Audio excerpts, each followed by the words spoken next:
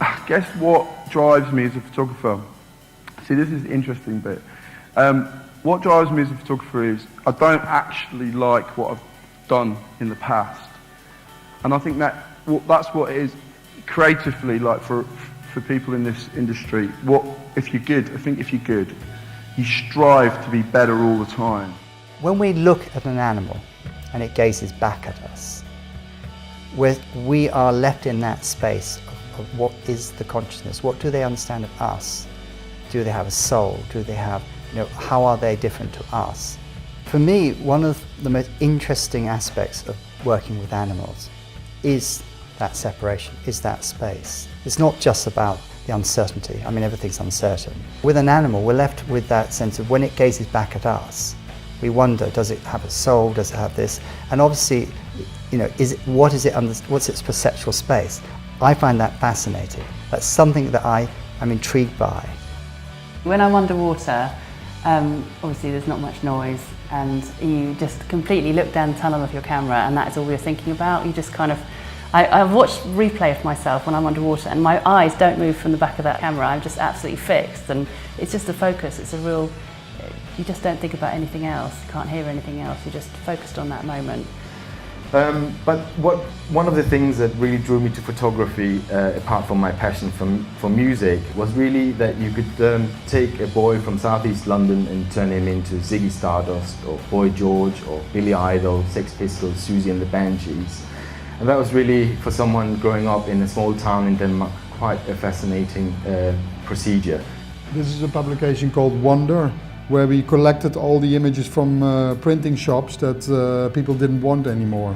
This was also like the end of a certain period, because now with digital cameras you delete your mistakes, but when there was still a lot of printing, people just left them at these 1 hour print shops.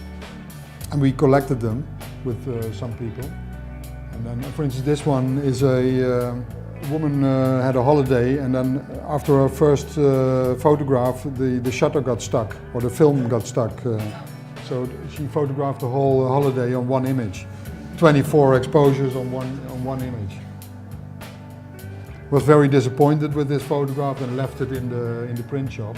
But I think it's a beautiful photograph.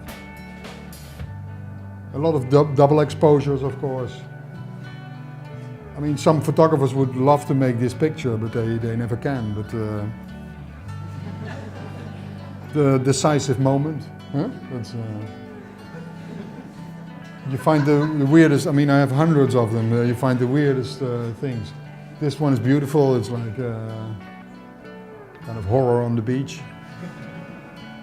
It's unbelievable that people just leave these behind and think like this is a wrong picture. I think photography is looking.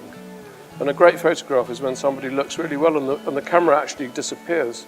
You're nearly right. It's about looking and looking and looking until you learn to see. Because most people look at it, don't see. I mean, seeing takes a lot of looking. But what do you mean though? When do you see? I see all the time. I mean, I spent my whole life looking at the fucking ceiling, making pictures, or looking at the clouds because they move too fast and I lose my pictures, or looking at everything just so that you can eventually see something. I mean, when I photograph somebody, I'd like to talk to them for at least maybe an hour and a half before I take their picture. Or how can you take a picture of somebody you don't know? And so I try and talk to them and find out.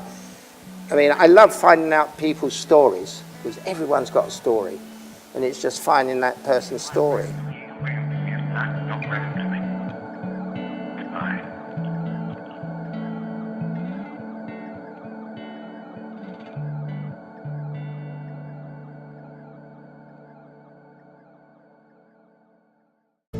you.